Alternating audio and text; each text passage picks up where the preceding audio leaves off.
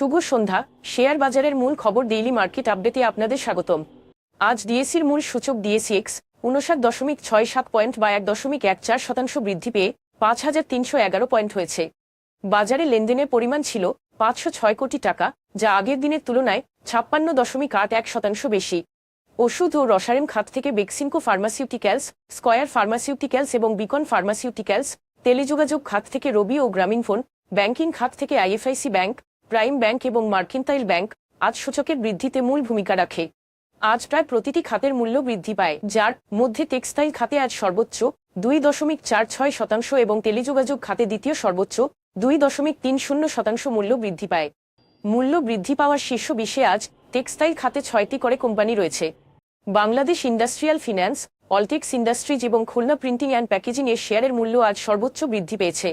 অন্যদিকে one bank, first bank এবং যমুনা ব্যাংকের শেয়ার সর্বোচ্চ মূল্য হারায়। একটি রেকর্ড তারিখে পর লেনদেন শুরু করায় আজ যমুনা ব্যাংক এবং ফার্স্ট ব্যাংক কোম্পানি দুটির শেয়ারের দর হ্রাস পায়।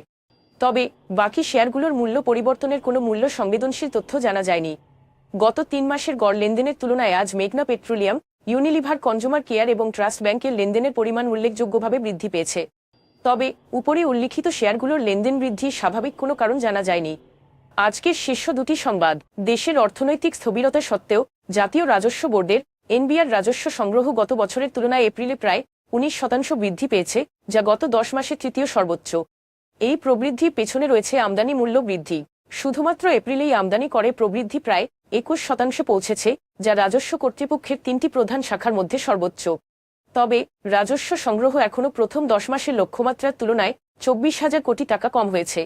উচ্চ সুদের বিপরীতে ঋণ গ্রহণ বৃদ্ধি এবং বৈদেশিক ঋণের ওপর অধিক নির্ভরতার কারণে ঋণ পরিশোধ বেড়েছে, যার ফলে বাংলাদেশের বৈদেশিক ঋণ গত বছরের তুলনায় 44% বেড়ে প্রায় 3 বিলিয়ন মার্কিন ডলারে উন্নীত হয়েছে। চলতি অর্থবছরের প্রথম 10 মাসে সুদে পরিশোধ 2022-23 অর্থবছরের একই সময়ের মধ্যে 559 মিলিয়ন ডলার থেকে বেড়ে 1.15 বিলিয়ন ডলার হয়েছে, যেখানে মূল পরিশোধ 20% বেড়ে 1.66 বিলিয়ন ডলার হয়েছে। আসন্ন বছরগুলিতে ঋণ পরিষেবার চ্যালেঞ্জ তীব্র হবে বলে মনে করা হচ্ছে। তাই ঋণ ব্যবস্থাপনা এবং রপ্তানি ও রেমিট্যান্সের মাধ্যমে আয় বাড়ানোর প্রচেষ্টায় জোর দিতে হবে। আজ এ পর্যন্তই।